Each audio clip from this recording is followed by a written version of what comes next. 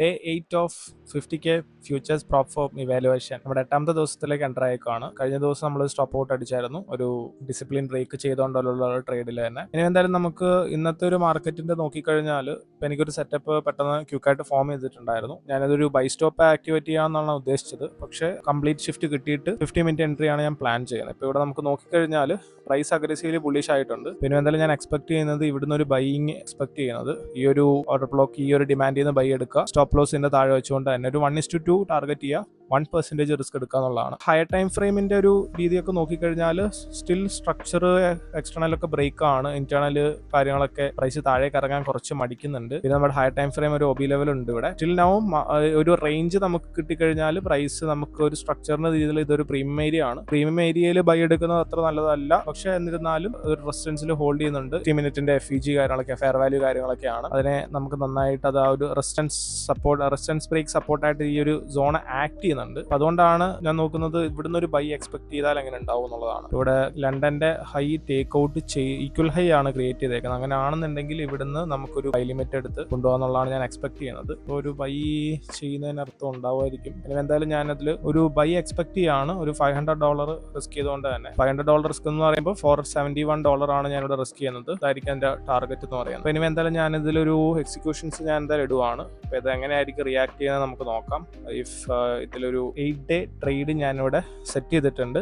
അപ്പോൾ ഇതെങ്ങനെ റിയാക്ട് ചെയ്യും എന്നുള്ളതൊക്കെ നമുക്കിനി നോക്കാം. അപ്പോൾ ഇതെന്തായാലും ഞാൻ കറക്റ്റ് ആയിട്ടുള്ള രീതിയിലാണ്. ഏഷ്യ ലോ ടേക്ക് ഔട്ട് ചെയ്തിട്ടുണ്ട്, സ്വീപ്പ് കാര്യങ്ങളൊക്കെ ചെയ്തിട്ടുണ്ട്. ഒരു ക്ലാസിക് സെറ്റപ്പ് എൻട്രി ആണ്, ഒരു ബുള്ളിഷിന്റെ, കാരണം എക്സ്റ്റേണൽ ഹൈ ബ്രേക്കോ സ്ട്രക്ചേഴ്സ് ആണ്. ഇതാണ് എൻ്റെ ഏഷ്യ ഹൈന്റെ ടാർഗറ്റ്. ഇതാണ് ഇത്രയും ഞാൻ എക്സ്പെക്ട് ചെയ്യുന്നില്ല, പക്ഷേ ഇതിന്റെ ആ ഒരു എന്താ പറയുന്നത്, ഒരു 1:2 ഇതിന്റെ അകത്ത് തന്നെ നമുക്ക് കിട്ടുകയാണെന്നുണ്ടെങ്കിൽ, ഒരു ഇൻട്രാഡേ സെറ്റപ്പ് കിട്ടുകയാണെന്നുണ്ടെങ്കിൽ അത്ര നല്ലതായിരിക്കും. ഈ ഒരു പ്രൈസ് ഫോളോ ചെയ്യുന്നത് അത്രയും ഭയങ്കരമായിട്ട് അഗ്രഷൻസ് ആണ്. കാരണം ഇവിടെ നമുക്ക് നോക്കിക്കഴിഞ്ഞാൽ 50 മിനിറ്റിൽ എനിക്ക് കറക്റ്റ് ആയിട്ട് കാണാൻ സാധിക്കുന്നത് പ്രോപ്പർ ആയിട്ട് പ്രൈസ് ഡെലിവറിയിലാണ് പോകുന്നത്. കറക്റ്റ് ആയിട്ട് ലിക്വിഡിറ്റീസ് ക്രിയേറ്റ് ചെയ്തിട്ടാണ് പോകുന്നത്. അണ്ടിൽ ഈ പറയുന്ന ഏഷ്യ ലോ എല്ലാം ടേക്ക് ഔട്ട് ചെയ്തു, 50 മിനിറ്റ് FEG മാർക്കറ്റ് റെസ്പെക്ട് ചെയ്തു. അതേപോലെ തന്നെ ഈ ഒരു FEG എന്ന് പറയുന്നത് ഒരു റെസിസ്റ്റൻസ് ബ്രേക്ക് ചെയ്തിട്ടുള്ള ഒരു ഈ ലെവലും കൂടാണ്. അപ്പോൾ ഒരു എക്സ്ട്രാ ഒരു കോൺഫിഡൻസ് കൂടെ എനിക്ക് കിട്ടി. നല്ലൊരു ഇമ്പൾസീവ് ആയിട്ടുള്ള ഡിസ്പ്ലേസ്മെന്റ് ഷിഫ്റ്റും കിട്ടിയപ്പോഴത്തേന് ഐ കൺഫേം ദാറ്റ് ഈ ഒരു ഷിഫ്റ്റിൽ നിന്ന് നമുക്കൊരു റീട്രേസ്മെന്റിൽ വരികയാണെന്നുണ്ടെങ്കിൽ ഇവിടുന്ന് ഒരു ബൈ എക്സ്പെക്ട് ചെയ്യാം. സ്റ്റോപ്പ് ലോസിന്റെ താഴെ വെച്ചുകൊണ്ട് തന്നെ ഒരു 1:2 ടാർഗറ്റ് എന്നുള്ള രീതിയിലാണ് ഞാൻ കൺസിഡർ ചെയ്യുക. അപ്പോൾ ഇനി എന്തായാലും നമുക്ക് ഇതൊന്ന് വെയിറ്റ് ചെയ്യാം. ട്രേഡ് നമുക്ക് എക്സിക്യൂട്ട് ആവില്ലയോ നമുക്ക് നോക്കാം. അപ്പോൾ ഇതാണ് ഒറ്റ മൈൻഡ് ആണ്. അപ്പോൾ ഇതിൽ നമുക്ക് എക്സിക്യൂഷൻ കിട്ടുകയാണെന്നുണ്ടെങ്കിൽ എടുക്കുക, അതല്ല ഇതൊക്കെ ഹൈ ഒക്കെ ബ്രേക്ക് ചെയ്ത് പോവുകയാണെന്നുണ്ടെങ്കിൽ ഈ ഓർഡർ ഞാൻ എന്തായാലും ക്യാൻസൽ ചെയ്യുന്നതായിരിക്കും. സോ ഇനി എന്തായാലും നമുക്ക് വെയിറ്റ് ചെയ്യാം. ഈ ഒരു ട്രേഡ് വരാൻ പോകുന്നത് മേ ബി നമുക്കൊരു ടൈം വിൻഡോ 9:30 മുമ്പായിട്ടാണ് ആ ട്രേഡ് വരുന്നത്. എനിക്ക് തോന്നുന്നു അത്യാവശ്യം നല്ല ട്രേഡ് ആയിരിക്കുമെന്ന് വിശ്വസിക്കുന്നു. പ്ലാൻ പ്രകാരം നമ്മൾ ആ ഒരു ട്രേഡ്, കാരണം ഇങ്ങനെയാണ് എനിക്കൊരു സെറ്റപ്പ് കിട്ടേണ്ടത് ശരിക്കും പറഞ്ഞാൽ. അതായത് ആ മാർക്കറ്റ് ഓപ്പൺ ചെയ്യുന്നതിന് മുമ്പായിട്ട് തന്നെ ഒരു എക്സിക്യൂഷൻസ് കിട്ടുകയാണെങ്കിൽ പിന്നെ മാർക്കറ്റിന്റെ വോളറ്റാലിറ്റിയിൽ ആ ഒരു ഡയറക്ഷൻ എടുക്കുക എന്നുള്ളതാണ്. അപ്പോൾ എന്തായാലും നമുക്ക് നോക്കാം.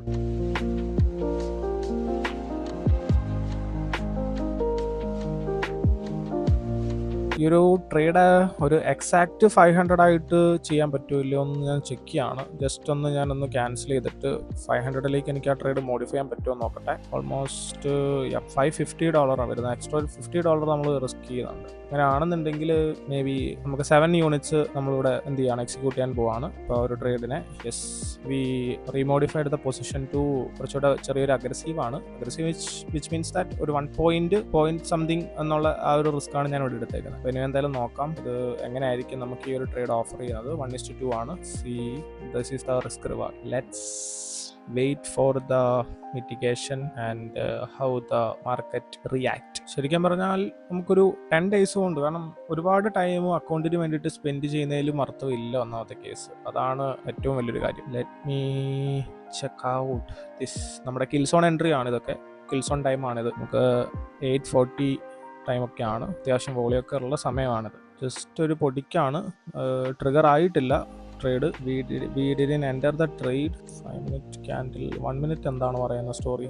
1 മിനിറ്റിൽ ഇതാണ് അവസ്ഥ. Yes we entered the trade guys. എന്തായിരിക്കും 1 മിനിറ്റിൽ. ഇനി നമുക്ക് ബാക്ക് ടു 5 മിനിറ്റിലേക്ക് എൻ്റർ ആവാം. നല്ല രീതിയിൽ സെൽ ഓഫ് കാണിക്കുന്നുണ്ട്. നോക്കാം ഹൗ ദിസ് റിയാക്ട്. 50 മിനിറ്റിലേക്ക് ഒന്ന് വരാം. 50 മിനിറ്റ് ഷാർപ്പ് സെല്ലാണല്ലോ. 50 മിനിറ്റിൽ കുറച്ച് ഷാർപ്പ് സെല്ലാണ് വന്നേക്കുന്നത്. ബട്ട് നോക്കാം. ഇനി എന്തായാലും ട്രേഡ് പ്ലേ ആവട്ടെ.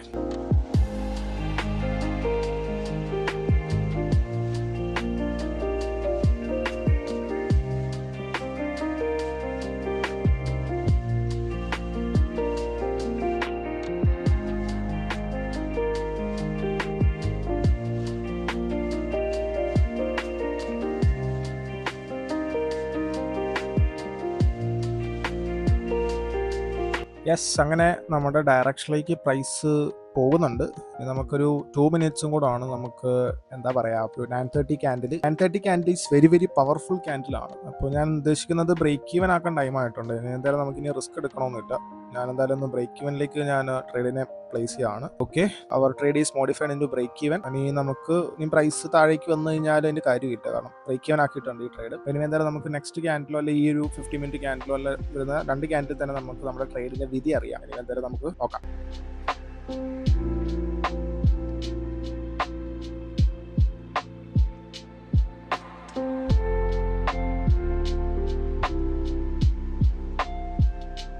ഓക്കെ, അങ്ങനെ നമ്മുടെ ഡേ 8 ടേക്ക് പ്രോഫിറ്റ് അടിച്ചേക്കാണ് 1:2.